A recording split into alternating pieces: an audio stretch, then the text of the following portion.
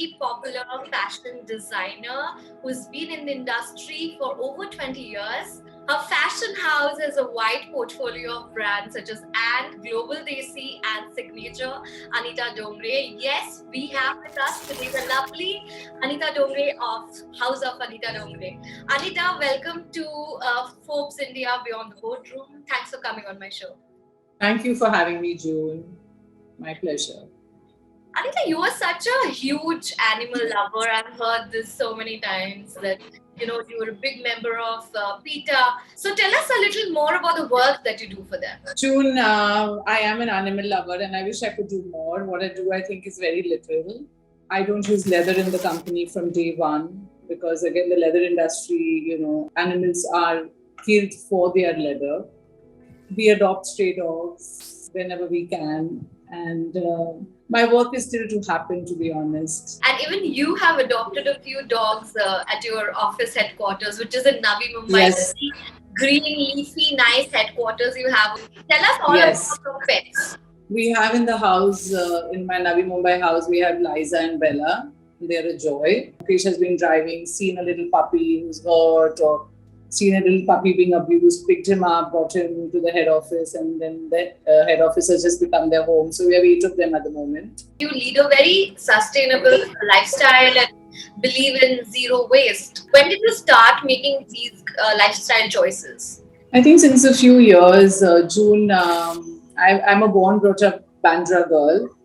And I worked in very crowded garment factories in Lower Parel and Andheri East, and I used to always have a dream that I will work in a factory that's like a dream space. We moved into this head office about, I think, 5 or 6 years now. We bought the land about 7, 8 years ago. We constructed a building that's eco-friendly, that is built very intelligently. And of course, we built a huge composting pit as part of the building when we built that 5 years ago. And then, of course, I again had a dream to live in a home that I had designed with my architect and that had my stamp and signature on it on every wall. And so again, this home is intelligently designed. We have solar panels. There's a lot of ventilation, a lot of windows. The outside literally comes inside, a lot of green. When did you become vegan, and what, according to you, are the pros and cons of really being a vegan in India? I turned vegetarian around the age of 12. At 12, you have the intelligence to decide, what is the food I'm eating and why am I eating this. And I think I turned vegetarian when I saw a goat being taken to a slaughterhouse, and after that, I never ever ate meat. I turned vegan a few years ago because, again, I just think commercial dairy farming is also cruel and has its own disadvantages. You have your dals, you have your rice, you have fruits, you have so many foods available to you that I don't ever miss dairy. I just made a batch of vegan ice cream this morning myself at home. So tell us your favorite vegan dish, something that maybe you enjoy eating as well as cooking at home. Idli, dosas, sambar, chutney is an anytime go-to food in our house. Being a Sindhi, of course, I'm very, very partial to a Sindhi curry, chawal and aloo too. Another very, very popular dish in the house is a Sindhi dish called Sai Bhaji Chawal. It's made with palak and chana dal. So this is so many options we have, so many. So Anita, tell me, what's a typical day in Anita Dongre's life like? I'm a very early riser, June, and I think especially after the lockdown last year, I've started rising a little bit more earlier still. So I'm usually up by about 5. I'm up usually. I spend half an hour doing my meditation, which is a very simple meditation I do called TM. Do that for 30 minutes, and then I do some reading for about half an hour, which I call my self-improvement reading. Some affirmations which I kind of read out to myself every morning. And 3 times a week, I work on the reformer, the Pilates reformer. Breakfast is at about 8:30. 9, I'm on my way to the office. The office is, of course, the minute I walk in at about 9:30, 9:40, it's crazy.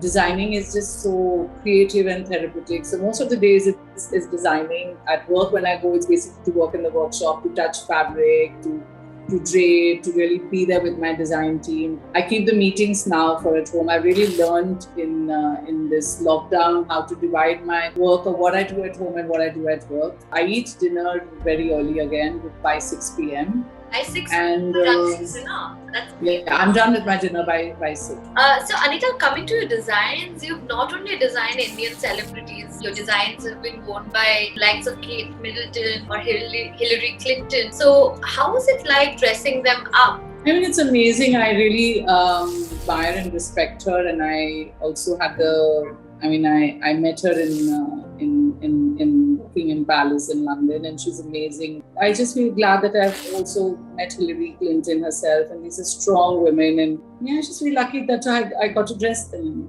Did you always want to be a designer while growing up, or is it something that yes, I realized I want to be a designer by the time I turned 15. Oh wow! I've always said this, that I'm very fortunate to have known at a younger age that this is what I want to do, and then I set out to look for a course, and I did that. And it's not a profession I stumbled into. I joined SMBT when I was 18.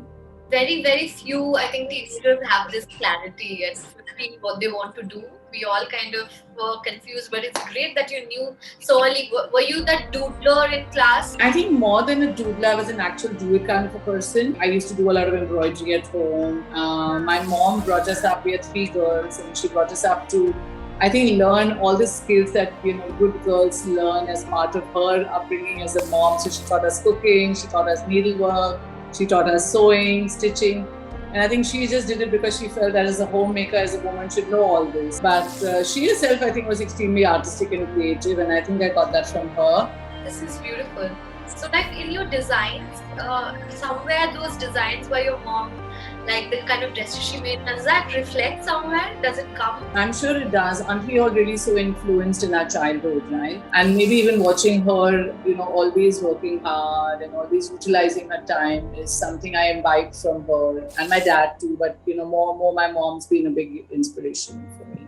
Who's your most favorite muse as a designer so far? I know this is a difficult question, but if you have to pick.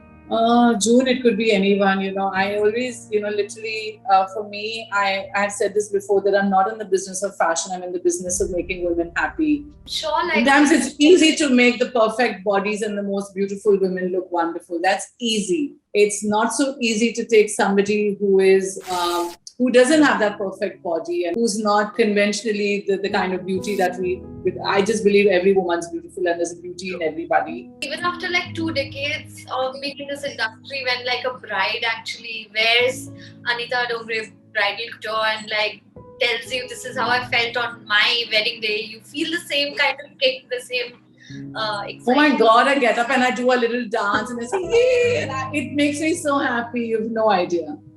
I'll take a screenshot, I'll WhatsApp it to the company group, and I'm like, yay, every compliment that comes away, I share with everyone because it's really the team and me together.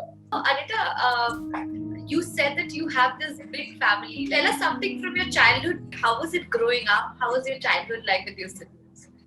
Oh, June, I'm so grateful for my childhood. To my parents, I always tell them this. So I don't think we just grew up as 6 siblings. I spent 2 months every year in Jaipur with all my cousins, sleeping on the terrace, just being together.